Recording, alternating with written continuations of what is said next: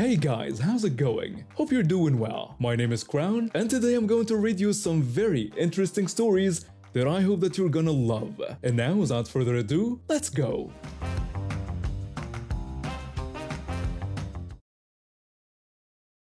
I got a booking earlier today from someone I'd never worked with before. She reached out wanting a mobile massage, and from her profile picture, she looked like she was in her early 30s. Since this was our first time working together, I always make extra sure to go over everything in advance. I want my clients to know exactly what they're getting and to feel confident they'll receive their money's worth. When I arrived at her place, we spent about 5 minutes talking through what she wanted. Right away, she came across as really friendly and easy to talk with. She went into specific detail about the type of massage she was looking for. She requested an hour-and-a-half session and pointed out which parts of her body needed the most work. I asked her if there were any sensitive areas I should steer clear of, or any spots that were currently hurting. She told me there weren't any problem zones and that she had no pain anywhere. Everything sounded straightforward, so I felt good about moving forward. Once we had everything sorted out, I had her get comfortable on the table and we started the session. Throughout the massage, I make it my standard practice to pause and check in with clients. I do this roughly every 15 to 30 minutes because I want to catch any issues early and adjust if needed. Each time I stopped to ask how things were going, she gave me really positive feedback. She kept telling me how perfect everything felt and how deeply relaxed she was. Based on what she was saying, I kept using the same pressure and techniques. When we reached the hour-and-a-half mark that she'd paid for, I wasn't quite done with her yet. I like to give my clients something extra as a way of showing appreciation for choosing me. So I spent another 15 minutes working on her scalp, then applied a hot towel, and finished by using some hot stones on her shoulders and neck. This was all happening after her paid time had already ended. I made a point of explaining to her that none of this additional treatment was included in her bill and that it was completely free from me to her. When I began breaking down my massage table and packing away my oils and equipment, preparing for her to get dressed and leave, she suddenly brought up something that caught me off guard. She mentioned that what I'd just done felt more like deep tissue work. She said she'd been expecting a gentle, relaxing massage and that the pressure I'd used had been too intense for what she wanted. I was pretty surprised by this. I reminded her that before we started, we'd talked through exactly what kind of massage she was looking for.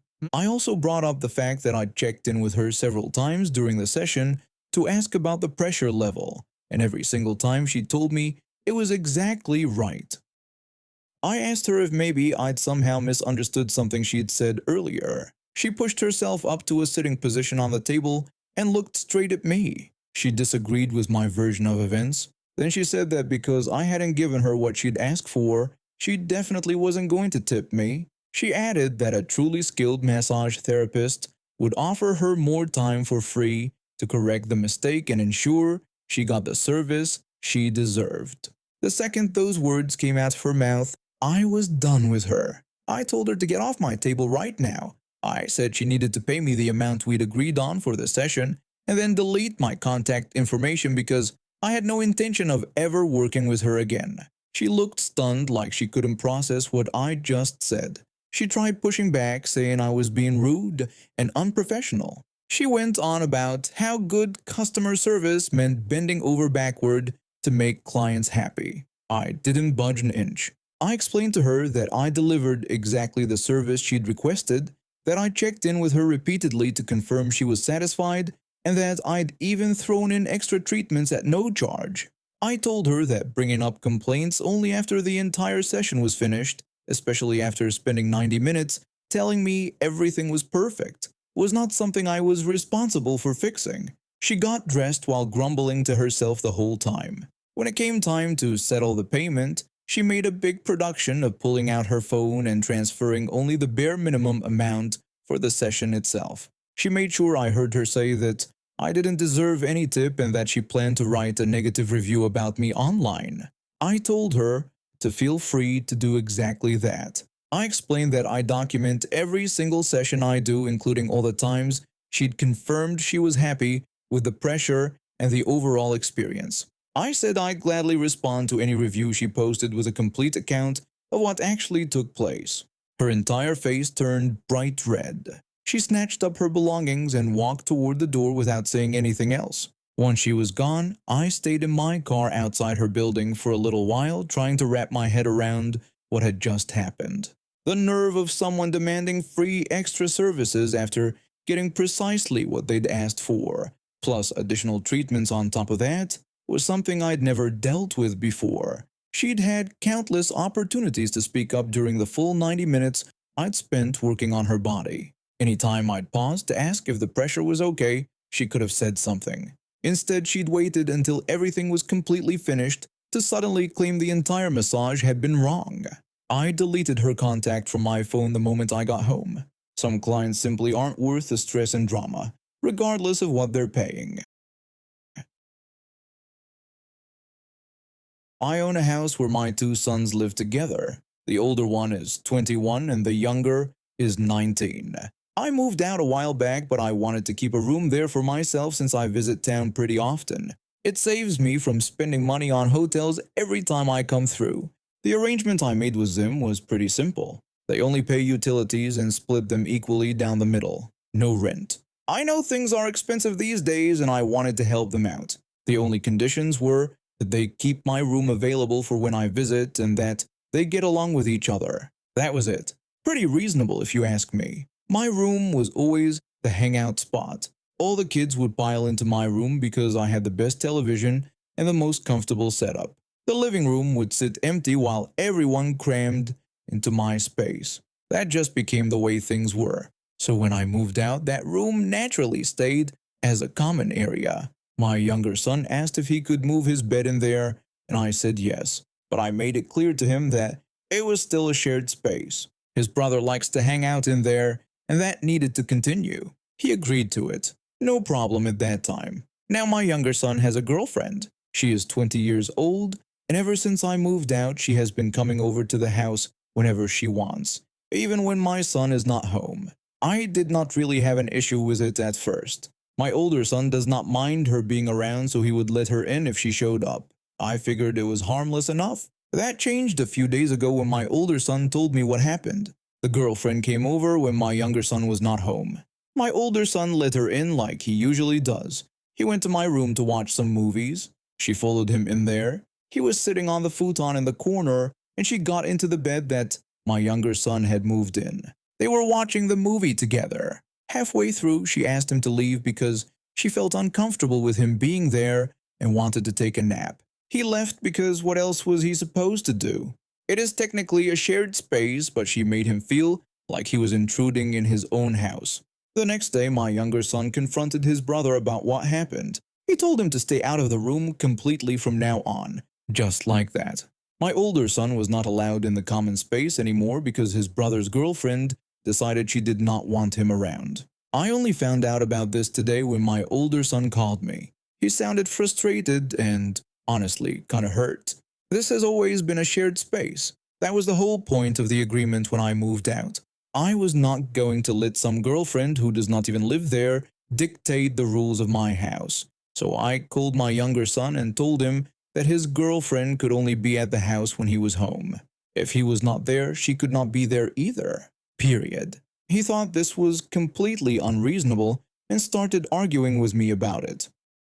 I explained to him that if his girlfriend was uncomfortable with my older son being around in his own house when my younger son was not even there, then she had no business being there herself. It is that simple. She does not pay rent. She does not pay utilities. She has no claim to that space. My older son does. He got defensive and said I was being unfair to her. I told him I did not care. This is not about whether I like her or not. I have no personal issue with her. My son picked her, and that is his business. But she created a problem in a home that my sons are supposed to be sharing peacefully. That crosses a line. He kept pushing back, so I decided to move my visit up. I was planning to come into town in a few days, but I had a feeling he was not going to move his bed back to his own room. I drove up today, and sure enough, he put up a ton of protest. But eventually, he moved his stuff back to his original room. I put a lock on the door to my room. From now on, It will only be accessible to me when I come into town. Nobody else gets to use it. I also brought a lease with me that I had drawn up. Both of my sons signed it. The rules apply to both of them equally now. Everything is in writing. His girlfriend was there when I arrived. I sat down and talked to her directly. She was actually pretty understanding once I explained where I was coming from. She agreed that she would only come over when my younger son is home. No more waiting around in the house by herself. No more making my older son feel uncomfortable in his own space. She seemed to get it. My younger son is still a bit upset with me, but I think he understands my reasoning even if he does not like it. We are all hanging out in my room right now, even though both of my sons are annoyed with each other. There is a bit of tension, but at least there is some peace for the moment. I clarified everything for everyone. The rules are set, the lease is signed, I'm going to enjoy my long weekend with my boys, and hopefully this whole mess is behind us now. I just needed them to understand that this house is supposed to be a shared space for both of them, not a space where one of them gets pushed out because someone who does not even live there decides they want privacy. That is not how this works. I worked hard to give them a place to live with minimal financial burden. The least they can do is follow a few simple rules and treat each other with respect.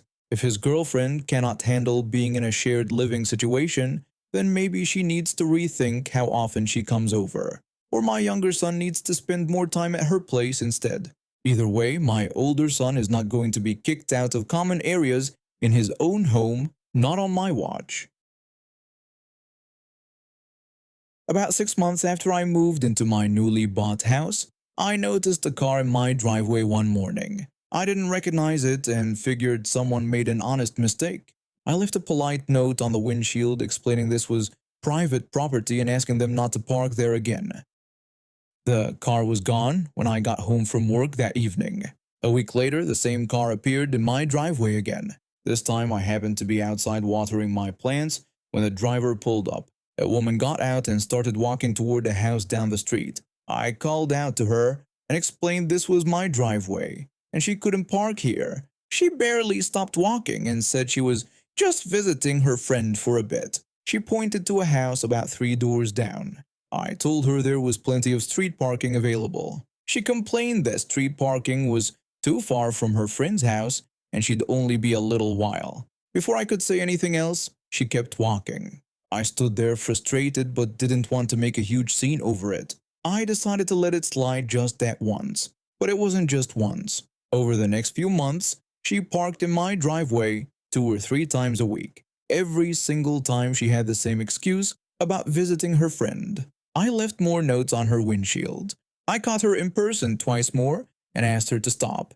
Each time she'd apologize half-heartedly and promise to park on the street next time. Then she'd be back in my driveway within days. I even tried calling the non-emergency police line once. The dispatcher said an officer would come by when available, but by the time anyone could get there, she'd already left. The officer who eventually showed up told me I could have her towed, but I'd need to catch her in the act and wait for the tow truck to arrive. He said it could take anywhere from 30 minutes to an hour for a truck to show up. I thanked him and figured I'd try that next time. But somehow I always seemed to miss her, or I'd be too busy to wait around for a tow truck. The situation finally reached a breaking point when I decided to host a barbecue. I'd invited about 25 friends and told everyone to arrive around noon.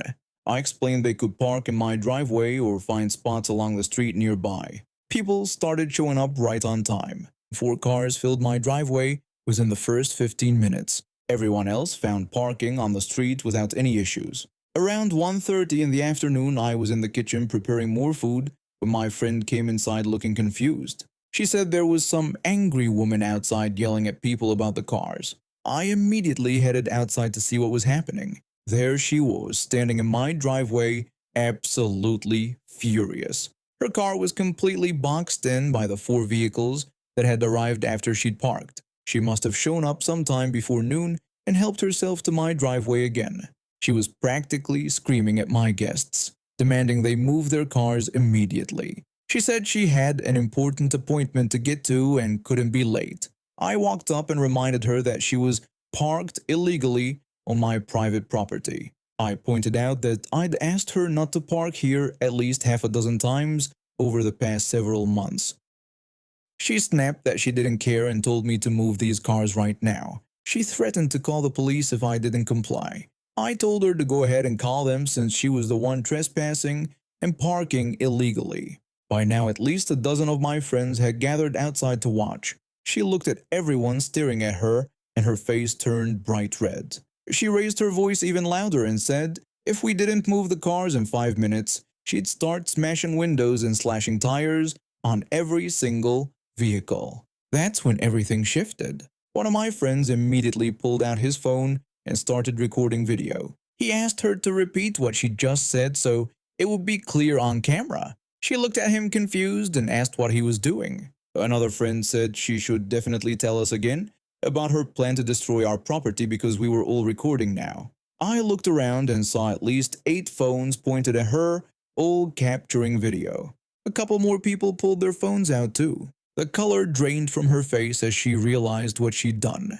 She stammered that she didn't actually mean it. One of my friends said it sounded like she meant it because we all heard her threaten to damage our vehicles. I added that we now had multiple video recordings from different angles showing her making those threats.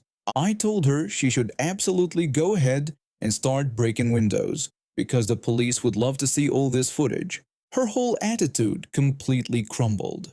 She looked at the phones, then at her trapped car, then back at all of us. Her eyes started watering, and within seconds she was full-on crying.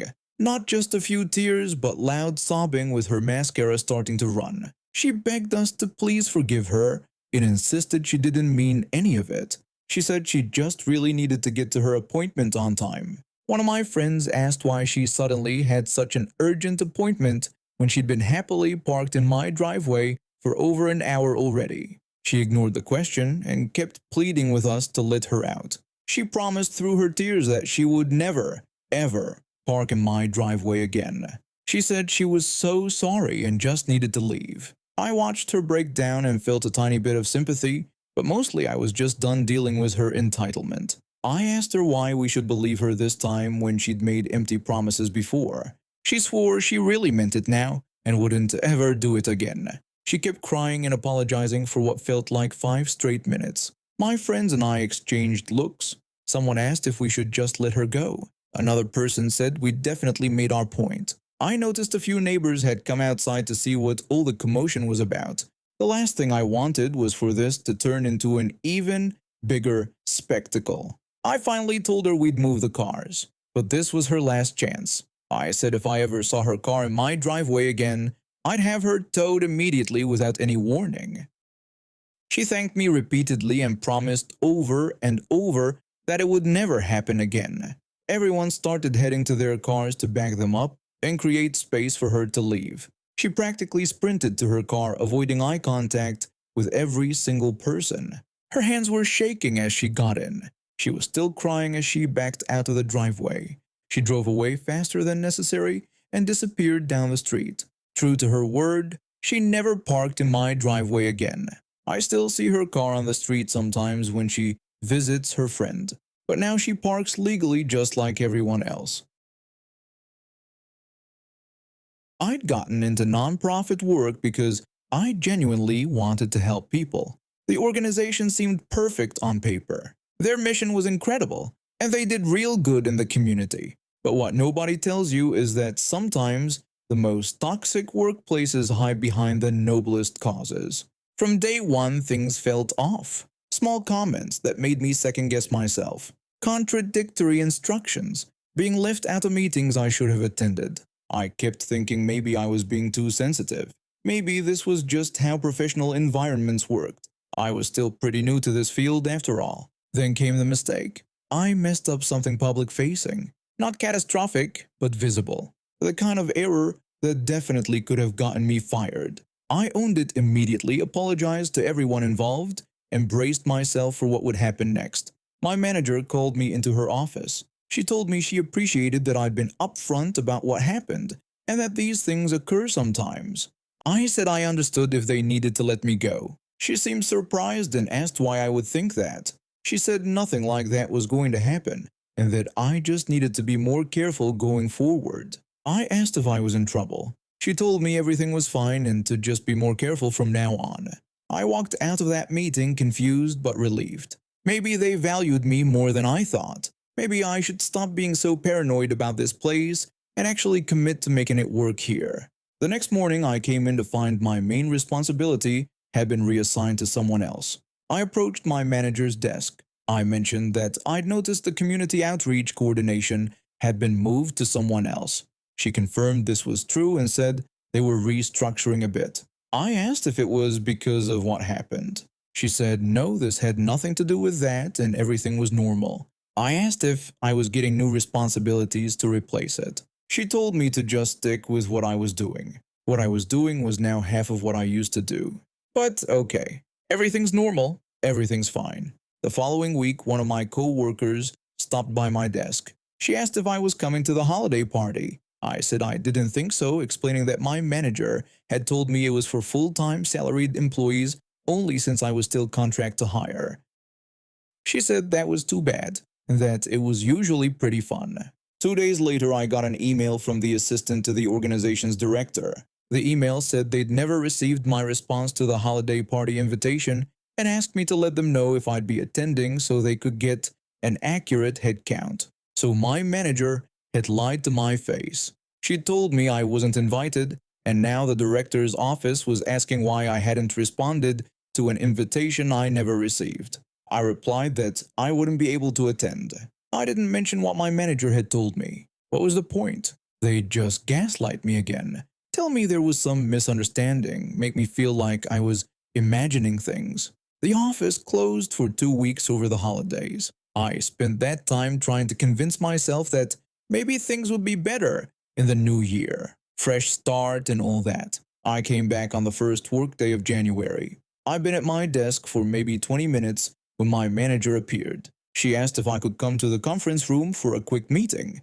The director was already there when I walked in. So was someone from their finance department. The director thanked me for coming in and said he had some difficult news. He explained that, due to budgetary constraints, they'd had to make some tough decisions, and they were eliminating my position effective immediately. I asked if they were laying me off.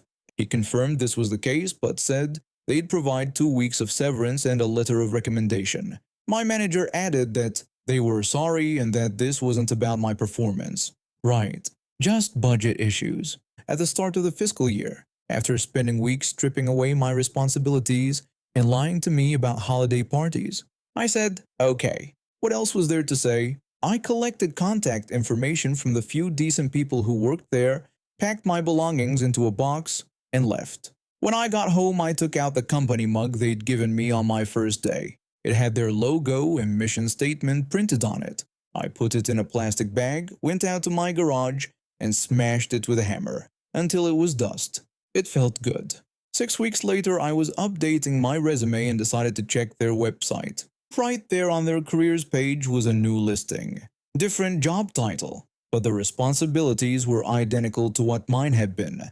They hadn't eliminated my position due to budget cuts. They just eliminated me. I wasn't even surprised. Just added it to the mental file of reasons that place was terrible. Several years passed. I'd landed at a much better organization, one with actual functional leadership and people who treated each other like human beings. I liked it so much that I volunteered for an internal committee that partnered with local nonprofits on community projects. My friend from the company, who happened to be very senior in human resources, led the committee.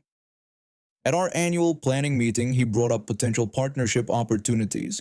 He mentioned a nonprofit we'd been in preliminary talks with. He said they did great work in the community and thought they'd be a good fit for us. He said the name, my old workplace. The meeting ended and I asked if we could talk privately. I told him everything. The mistake I'd made and how they'd said it was fine. How they'd stripped my responsibilities while insisting nothing had changed. How my manager lied about the holiday party. How they'd laid me off claiming budget issues, then immediately hired someone to do my exact job. I didn't hold anything back. He listened carefully, asking occasional questions about timelines and specific incidents. He said what I described was concerning. He explained that if they'd treated me that way, It suggested they might have other problematic practices we didn't know about. I told him I figured he should know before the company committed to anything with them. He thanked me for telling him and said he'd handle it from there. A week later, he mentioned casually that the partnership wasn't moving forward. He'd reached out to the nonprofit to tell them and added them to our company's internal list of organizations we wouldn't work with. They never knew I was the reason they lost that opportunity. They never knew that treating me like garbage when I was a powerless contractor cost them a partnership with one of the most respected organizations in our industry. Last I heard, they're struggling financially, constantly on the edge of shutting down. I was 23 when I signed up for a semester abroad program in Australia. Money was tight since I was just a student, so I couldn't afford much for housing. I found a listing for a shared apartment with 4 other international students I'd never met before. We all connected at a local hostel a few days before moving in together. The apartment was small and crowded, but it worked for our budgets. It had 2 regular bedrooms and a tiny single room tucked at the end of a long corridor that gave some privacy. I ended up sharing one bedroom with another woman. 2 guys from different countries took the other bedroom. A British woman, who looked around 20 years old, claimed the single room for herself. Let's call her Karen.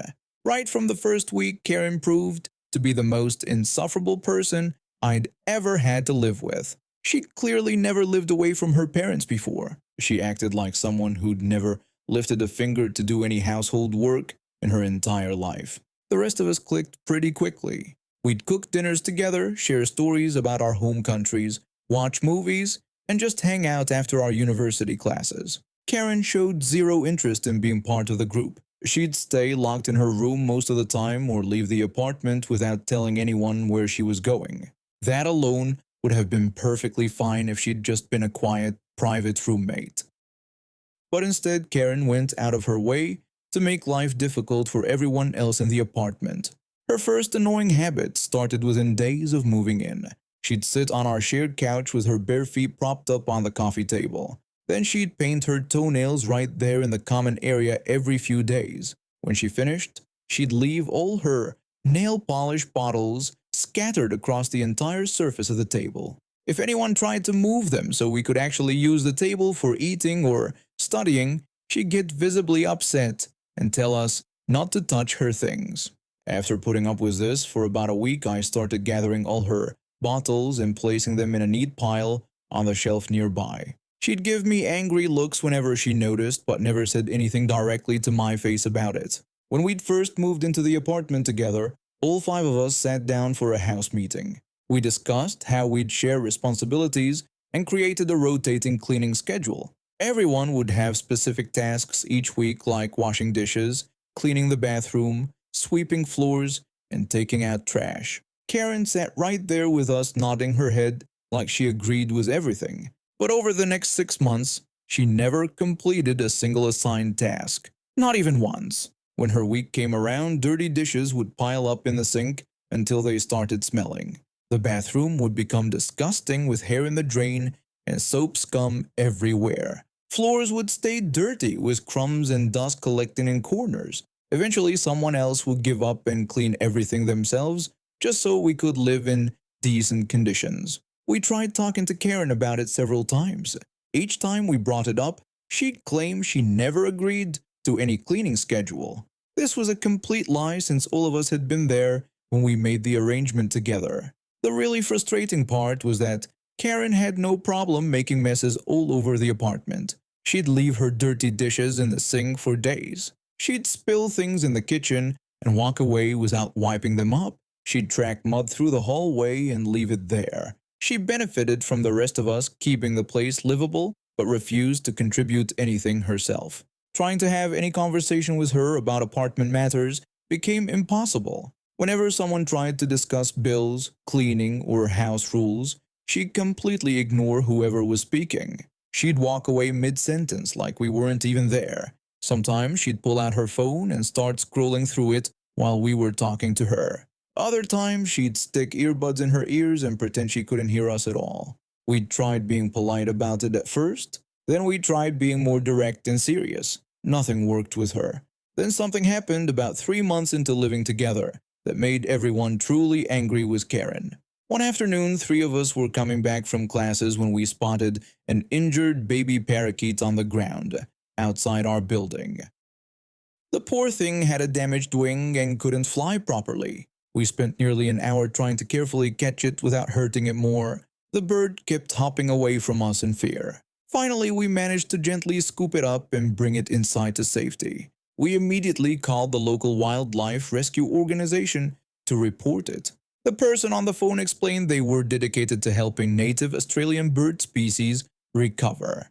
They said they'd send someone to pick up the parakeet first thing the next morning around 8 o'clock. We found a cardboard box and made a comfortable covered basket for the little bird. We put it in a quiet corner of the living room with a small dish of water nearby. The baby parakeet seemed to calm down and rest after all the stress. We all felt good about saving it and getting it proper help.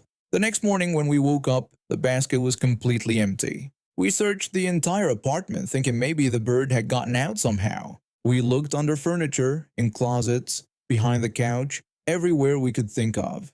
Finally, one of my roommates asked Karen directly if she'd seen what happened to the bird. Karen admitted without any shame or guilt that she'd taken the parakeet outside during the night. She said its occasional chirping sounds had annoyed her and kept her from sleeping well. The bird had been in a covered basket in the living room, nowhere remotely near her private bedroom at the end of the hallway. There's no way she could have even heard it from her room.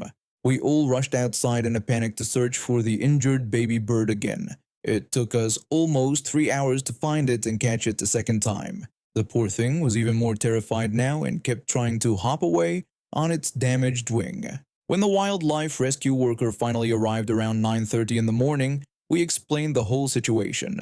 The rescue worker looked upset and told us the additional stress and exposure to the elements might have seriously harmed the bird's chances of survival. She said the parakeet was already weak from its injury, and the second traumatic experience could be too much for it. Everyone in the apartment was furious with Karen after that. Even the two guys who usually stayed out of drama were openly angry with her. My roommate told Karen she was selfish and cruel. Karen just shrugged and went back to her room without apologizing. That incident changed something in me. I realized Karen was never going to improve or show any consideration for others. We still had about 3 months left on our lease before the semester ended. Moving out early would mean losing my deposit of $400, which I absolutely couldn't afford to lose. I couldn't find another affordable place anyway since most students had already settled into housing for the semester, so I decided I'd make Karen's life just a bit less comfortable for the remaining time. There was a beach about a 15-minute walk from our apartment. I started going there every few days, usually in the late afternoon after classes. Each time I went, I'd bring back a small plastic container filled with sand. I'd wait until very late at night when I was sure everyone in the apartment was sound asleep. Then I'd quietly slip into Karen's room. Her door didn't have a working lock because the landlord had removed it before any of us moved in, claiming it was against fire safety regulations. I'd carefully and slowly peel back her bed covers to expose her sheets. Then I'd sprinkle a thin, even layer of sand across her bottom sheet where she'd be lying down. I was very careful never to use too much, just enough to feel gritty and uncomfortable against her skin when she tried to sleep. Just enough to make her wonder what was wrong, but not enough to be immediately obvious when she first got into bed. I kept this routine up about twice a week for the entire 3 months we had left living together. Karen never mentioned anything about it to any of us, but I'd watch her carefully in the morning sometimes. She'd look confused and irritated like she hadn't slept well. She started washing her bedding way more often than before, maybe twice a week. I'd see her inspecting her sheets closely before making her bed. She'd check her shoes before getting into bed each night. She'd examine her pajamas and shake them out. She'd run her hands all over her mattress looking for whatever was causing the gritty feeling. She even bought a new set of sheets at one point, spending around $40 on them. But the sand kept appearing because I kept putting it there. She never figured out that someone was doing this to her on purpose. The other roommates started commenting that Karen seemed even more tired and cranky than usual. One of the guys mentioned to me that she'd randomly snapped at him in the hallway for just saying good morning. My bedroom roommate said she'd seen Karen looking absolutely exhausted in the kitchen one morning, barely able to keep her eyes open. Another time, one of our roommates asked if anyone knew why Karen was doing laundry so often. I just shrugged and suggested maybe the semester stress was getting to her, or maybe she was just particular about having clean sheets. Inside, I felt a quiet sense of satisfaction each time I heard about her exhaustion. It didn't erase what she'd done to that injured baby bird. It didn't make up for 6 months of refusing to clean or help maintain our shared space.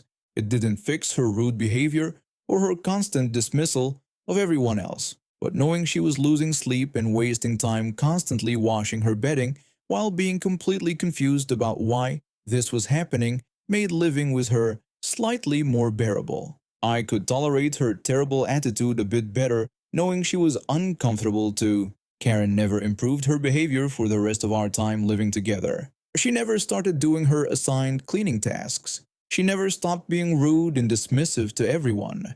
She never apologized for what she did to the parakeet.